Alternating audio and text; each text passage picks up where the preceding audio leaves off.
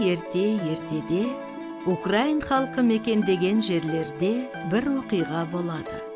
Ел азаматтары балашаға өсіріп, малын бағып, шебер ұста балға соғып, керемет бұйымдар жасап, халық бейбіт ғұмыр кешетін. Осы өңірде Қызылтауды қамал етіп, елден салық жинап шырқын бұзатын залым қызыл жылан мекендейді.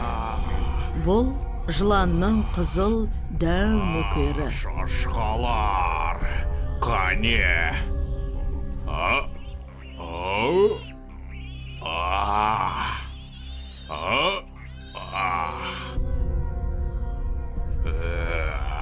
Ей, шал, салық қайда? Биыл құрғақ болып егін шықпады, сондықтан да осылай болды енді. Мейлі, өз обалың өзіңе онда.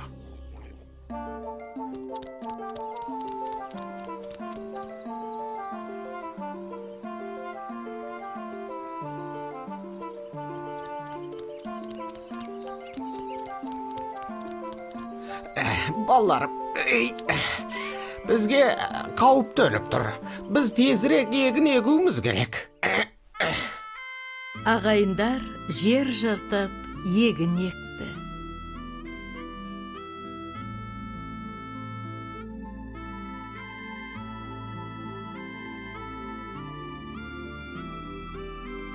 Қарындасым, бара ғой, үйден ас ауқат әкел.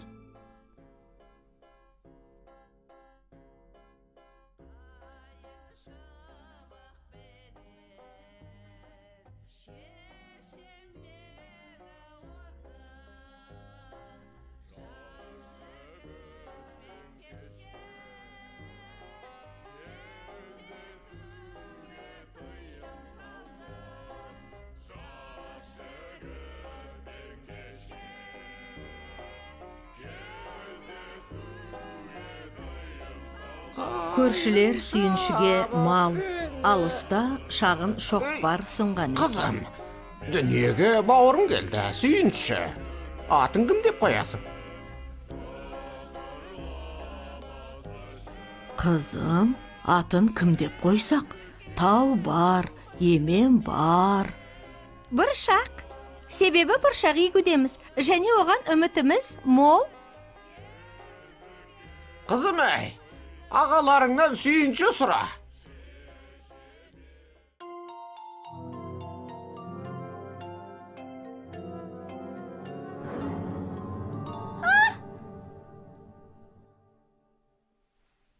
Қарындас та жоқ, тамақ та жоқ.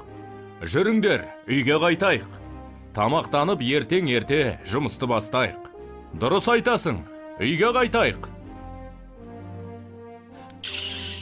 Бала ұйықтап жатыр. Ұл туды. Қызым қайда? Әке, ұлдарың бұлай да аз емес еді ғой. Ал қарындасымыз қайда? Раушангүл қайда? Мынау қызыл жыланның кесірі ғой.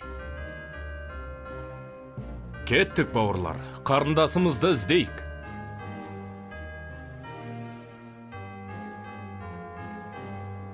Жігіттер, жолдарың болсын. Амансыздар ма? Қарындасымызды іздеп шыққан едік. Келіңдер, демалыңдар, жүрек жалғаңдар.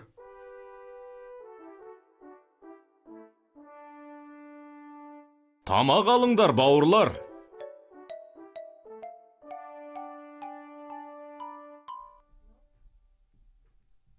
Жылқы ұстап мініңдер, жолдарың қысқара. Ұстандар, қаумалаңдар. Жылқы ұстандар. Жігіттер, ол залым жыланда ақыл айламен ғана жеңе аласыңдар. Тамақ ішпейді, күш қайдан?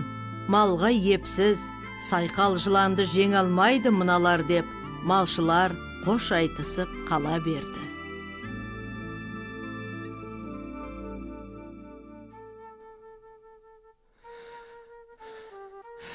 Егінді өзі түптеуге шыққан шал, жалғыздықтан жылап жіберді.